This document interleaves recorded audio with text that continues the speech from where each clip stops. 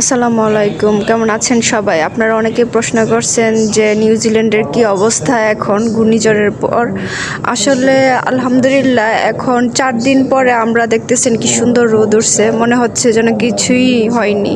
কিন্তু গত 4 দিন ধরে আমরা বেরই হতে পারি নাই, এত ভয়ঙ্কর অবস্থা ছিল। আর সবচেয়ে বেশি ক্ষতিগ্রস্ত হয়েছে আপনার নর্থ আইল্যান্ডে, ওইখানে বাড়িঘর ভেঙে গেছে, মানুষ মিসিং, এখনও পর্যন্ত আপনার ডেড বডি পাওয়া যাচ্ছে।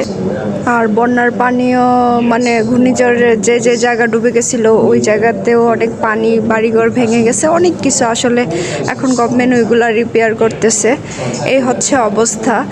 আর এইসব রোডে অনেক পানি ছিল, এখন দেখেন কি শুকনা। যাই হোক, আমরা 4 দিন জবে যাইতে পারি নাই, এখন আলহামদুলিল্লাহ আজকে যাচ্ছি। শুক্র আলহামদুলিল্লাহ, শুক্র আলহামদুলিল্লাহ, শুক্র আলহামদুলিল্লাহ। আল্লাহ আমাদেরকে এত ভালো রাখছে এবং এই সুন্দর রোদময় দিন দেখার মতো আমাদের বাঁচিয়ে রাখছে, এটাই আল্লাহর কাছে শুক্র আলহামদুলিল্লাহ। আমাদের এখানে আপনার ইলেকট্রিসিটি ছিল না, আরও অনেক রোড ক্লোজ হয়ে গেছিল পানির কারণে, অনেক মানুষের অনেক ধরনের প্রবলেম হয়েছে। যাই হোক, এখন যাদের অনেক বড় বড় ক্ষতি হয়েছে তাদেরকে আল্লাহ ভালো রাখুক। ওনারা এখানে বসে আরাম করতেছে, 4 দিন ধরে আরাম করতে পারতেছিল না এই ঘূর্ণিঝড়ের কারণে, শুধু বৃষ্টি আর বৃষ্টি।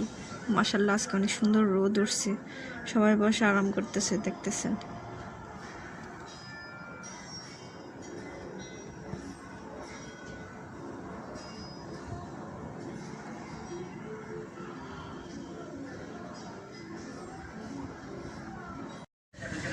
এই যে দেখেন আমার নান্নি মুন্নিগুলা, এখন আগে আসতে ভয় পাইতো, এখন দরজার সামনেই বসে থাকে। ভালো লাগে এগুলারে যখনই দেখি। এই যে আমি খাবার দিছিলাম ওইখানে, এই যে 4 বাচ্চার জননী, উনি খাচ্ছে, উনি হচ্ছে 4 বাচ্চার জননী। আর এখানে উনি একজন আছেন, 2টা সাদা বিড়াল আছে, 2টা সাদা কালো মিক্সড আছে। আর এই যে 4টা বাচ্চা, কি কিউট মাশাআল্লাহ।